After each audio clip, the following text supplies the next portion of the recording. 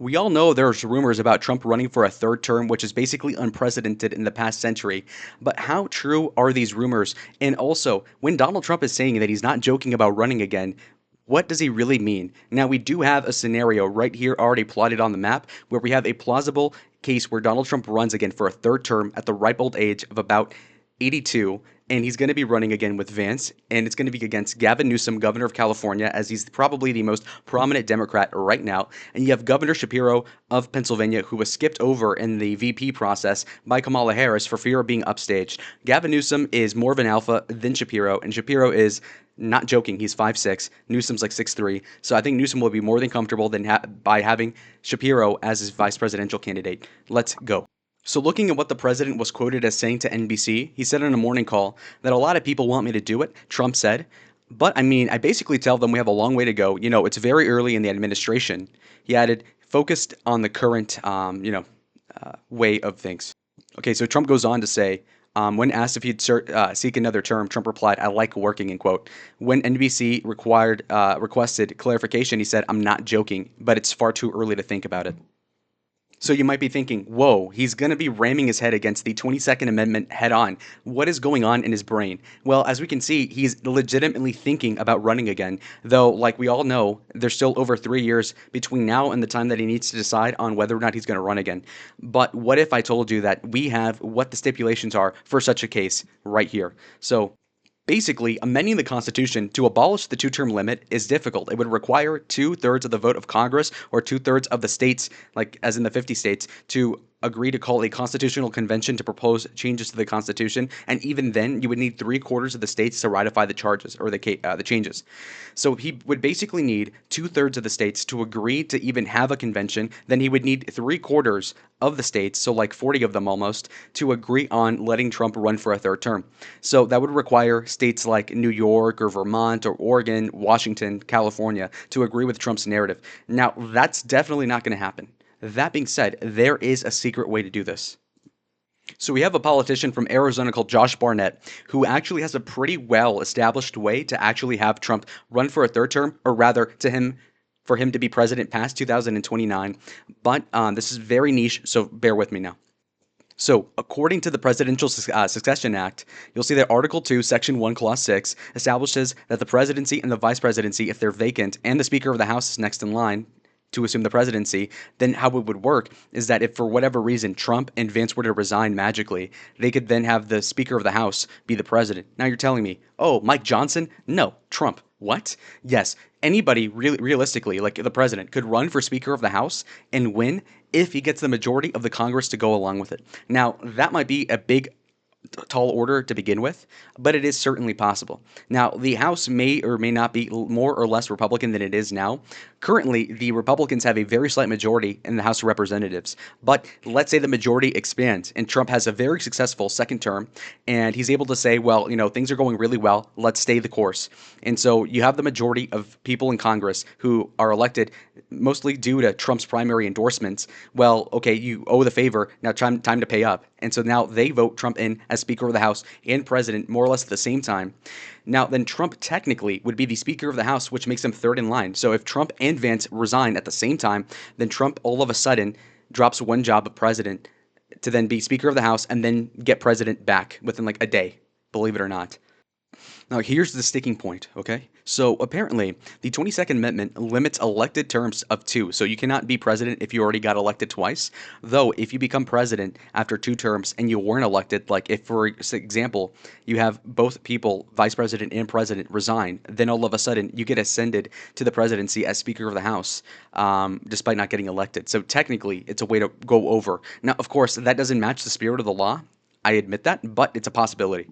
Now, to wrap up what we need to have this election scenario happen, we'll read this. So upon becoming president, Trump would then appoint a new vice president subject to the confirmation by a majority of both houses of Congress. That's in the 25th Amendment. So basically, Trump would have to pick a new VP that would get approved by the majority of the people in both chambers, in which case I have J.D. Vance as being the vice president because obviously if Trump wants this plan to work, he needs J.D. to resign from being vice president in the first place. So it'd be really screwy if Trump were to have him resign, end up jobless, and then not hire him back on as VP. It would would make no sense. So if that's the case, then yeah, probably Trump does owe Vance the favor. If not, just because he already likes the guy, that he'd pick him to be VP for a second time around. Now, let's get into the actual election itself. So as we can see here, the Trump-Vance coalition is already at 219 electoral votes, so about two-thirds of the way to victory. And then we have Newsom and Shapiro at 185, and that's the floor for both parties. Now, a couple of things before I get into this. We have to assume a lot. First of all, there's this whole controversy on whether or not Trump should run again. Then secondly, we have to ascertain what the economy is going to be like, what the fundamentals for the election will be like in over 4 years from now to see how this would play out. All right, so let's just assume that we have neutral settings. Well, what do I mean by neutral settings? Well, let's assume that Trump's immigration record, which is positive right now, is what it is, which is, again, agreed to by most people as being a great set of policies. Then beside that, the economy. How's the economy doing? The economy, in my view, in 4 years from now will be better off because we'll have more industry at home. We should have a lesser deficit relative to what has been the status quo for the past, 2 decades. And so once we have this whole Doge thing trickling through, we have the tariffs going into place, revenues will go up, and I think business will grow, manufacturing will grow. And so that's all rosy predictions for the Trump administration. And also, we're assuming there is no recession either. That being said, Newsom and Shapiro do have an argument against Trump. That being, well, you've been president twice. You want to go for it another time. And as much as you criticize Biden for running for president at 81, you are now 82 and you want to be president for another 4 years by implication. Where are you, what, there's a hypocrisy. And so a lot of MAGA people will have to resonate with that message, probably. That being said, will Trump be as old as Biden? What do I mean by old? Yeah, age-wise, he definitely would be the same age. That being said, will he be more or less cognitively impaired than Biden? I think that he has pretty good genetics to not develop Alzheimer's in the next several years. So I think that, roughly speaking, I think he'll be in good enough shape to be president up until 2032. That being said, it's like a 20 to 40% chance that he has a stroke, develops Alzheimer's, dementia, you name it. So it's a really risky proposition. That being said, the backstop is J.D. Vance, who would be in his 40s at that point. So anyways, that's all that. All right, so let's start off by going state to state. So first and foremost, I'll let you know that New Jersey, despite it trending pretty right in 2024, and despite the fact that it was within 6 percentage points of being a Trump state over Kamala Harris in this past year, I do believe that the electoral result will be not too good for Donald Trump. Now, while he may still win, I don't think he'll win the popular vote, and if he does, it'll be just barely. And I also think that a lot of people who think that the economy is doing well and things are otherwise doing okay, I think a lot of them would still be kind of like, oh man, Trump again? A lot of people are going to say that there's going to be a fatigue for Trump. This somewhat was seen in 1988, where you had Herbert Walker Bush, like kind of a shell of a Reagan, basically, and not as many people were excited for that. Now, it's a little different because now we have the same guy running for a third term in Trump. That being said, though, I do think that there will be some fatigue among suburban voters, people that are kind of like, okay, this guy again. And then beside it, I also think that Newsom and Shapiro, if the economy is going well, if immigration looks really good for Trump, they're going to try to moderate their message in the forthcoming 4 to 5 years, because they'll see like, okay, well, liberals are losing on all these policies. Trump is objectively doing a good job. So what they're going to do instead is say, well, we'll be Clintonian and triangulate a position that says, okay, well, we're anti-illegal immigration. We just need, things are good right now, but we need things to be better. So like more free welfare, whatever. And then beside that, they're also going to say, well, Trump is egotistical. He's a dictator, blah, blah, blah. January, all this sort of thing, because that's all they're going to have to run on. Anyway. So for New Jersey, I think it's going blue. I can pretty confidently say that. New Hampshire went a couple points for Kamala. I think that would also stay blue. And then insofar as Virginia's concerned, again, that's a state that got kind of close in 2024. However, 2016 was the same result. The Democrats still won the state handily, and so I think that Newsom will mop it up here.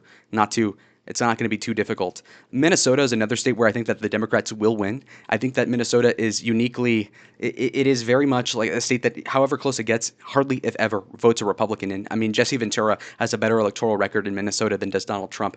Believe that. Okay, so we have some red states to talk about. I think North Carolina will be Republican for the forthcoming future, or the forthcoming future, foreseeable even, because it just seems like the demography of the state is not changing in a pace where the Democrats would want it to be, whereas other states are more in flux like Arizona or Nevada insofar as Hispanic immigration is concerned. Okay, now Pennsylvania. Well, given that Shapiro is very popular in Pennsylvania, and let's say he keeps on going and is very popular to the day of 2029, then or 28, I do think that he would basically make it a state that would be very favorable for Democrats. Trump only won the state by less than 2% officially.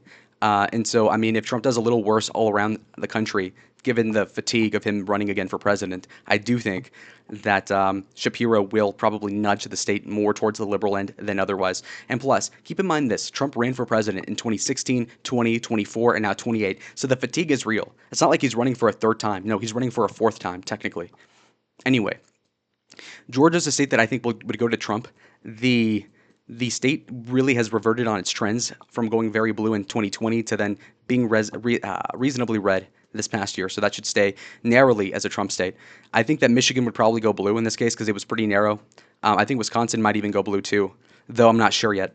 Um, on one hand, I think that the Midwest right now is looking really bad because of the tariffs. However, the tariffs with auto manufacturing in specific will look really good in comparison when it comes down to cars being or car plants being brought back into the country. And so actually, I think that maybe whichever state was more Republican in 2024 would be the red one, and maybe Wisconsin would be the blue one.